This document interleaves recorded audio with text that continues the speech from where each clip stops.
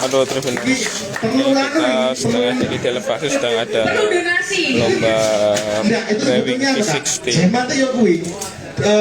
Ini keberuntungannya kan, karena hari ini dia pakai itu akan coba dia sebagai peringatan Hari Kopi Sedunia yang diperingati setiap tanggal 1 Oktober 2023. Keren. Gimana? Gimana sudah para juri? Juri? 1, 2, 3. Aceh. Monggo peserta selanjutnya Amal, Adi sama Dewa silakan maju ke depan. Monggo Mas Amal menempati Ini meja A, Teman-teman, meja menggunakan alat B. V60 ya, karena dianggap yang paling ini ada satu yang tidak familiar dinilai. di masyarakat. Jadi ini yieldnya di bawah diikuti oleh 150 pelaku mili. industri Jadi kopi jika di bawah yang ada di 150 mili, Kabupaten maka Trenggalek, mulai dari para tengah juri tidak kota, akan menilai pegunungan hingga hasil pesisir. Untuk memperingati Hari Kopi Internasional, pingin ini sih menyatukan lagi para pelaku industri kopi di Trenggalek khususnya. Jadi melalui salah satu event ini sih. Jadi ada V60 Fun Battle sama gathering komunitas. Dari situ sih. Ini diselenggarakan dalam waktu berapa, Dinus? Satu hari Ini aja? 1 hari aja. Terus event ini juga kan sebenarnya event lanjutan. Sebelumnya tahun lalu sih kita terlalu lama berhenti. Jadi semoga dengan adanya event ini sih kita lebih rutin lagi. Harapannya seperti itu. Ini kenapa milih V60? Kenapa nggak yang lain gitu, Mas? Kalau kenapa kita milih V60? Karena lebih yang sangat familiar sih. Familiar di teman-teman para pelaku industri kopi, terutama manual brewing. Jadi kita memilih V60 karena sudah familiar, orang-orang sudah kenal metode pembuatannya, karakter hasil seduhannya juga. Kalau antusiasmenya sendiri gimana? Dari peserta, dari Kalau antusias, alhamdulillah dari dulu sih Trenggalek bagus banget. Cuman PR-nya tetap ya kita untuk continue-nya aja sih. kalau secara umum kondisi perkopian Trenggalek gimana nih, Mas? Kalau secara umum, alhamdulillah pasca COVID sangat-sangat pesat sini kemajuannya. Sangat pesat, jadi banyak gede-gede baru juga, terutama di daerah sini di elevasi. Ini istilahnya sebutannya bisa dibilang komplek kopi sih kalau di tahun 2023 ini.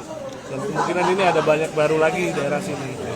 Itu kan dari sisi industrinya, Mas, ya. Tapi kalau dari sisi mungkin penjangkauan untuk roastingnya, terus untuk penyediaan Untuk produksinya biji, ya produksinya. Alhamdulillah untuk produksi sendiri kita dari teman-teman Matrik Kopi sendiri sudah kita ada tim produksinya juga, dan dari teman-teman sudah terafiliasi. Salah satu kedai juga udah membuka roastery jasa penggorengan kopi, penyangrean kopi, dan sudah memasuki suplai beberapa kedai di Trenggalek. Tapi kalau untuk mendapatkan biji kopi yang berkualitas di Trenggalek sendiri gampang nggak sih, Mas?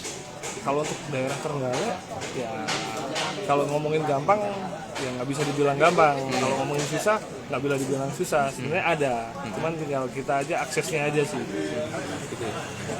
Kalau untuk penikmat sendiri gimana, Mas? Apakah sudah mulai tumbuh? Kalau penikmat, Terutama single origin ya. kalau single origin kita ngomongin ya lebih tersegmen. Untuk single origin mengalami penurunan. Oh gitu. Ya, di era tahun 2019-2020 itu bisa dibilang puncaknya sebenarnya. Setelah pasca Covid ya ada penurunan. Jadi kita pengen mengangkat lagi gengsinya manual brewing, V60 dengan dan segala macamnya. Istilahnya kopi-kopi kopi filter gitu. Kalau dari Menteri Kopi sendiri untuk perkebunan kopi gimana? Kalau untuk perkebunan kopi ada beberapa istilahnya kelompok petani yang kita rangkul sih. Jadi ada tim sendiri, ada tim yang kita bergerak di sektor kebun. Jadi harapannya biar bisa mensuplai kedai-kedai yang ada di Trenggalek sih. Meskipun kuantitas yang dibutuhkan banyak banget dan keadaan mungkin di kebun mungkin ya belum bisa memenuhi kebutuhan sih. Itu sih realitanya seperti itu. Kalau ini kan biji kopi ini kan sangat bergantung pada ketinggian, Mas. Misalnya Arabica segini, Robusta segini. Iya. Kalau dari melihat topografinya Trenggalek bisa nggak sih, Mas, untuk memenuhi itu?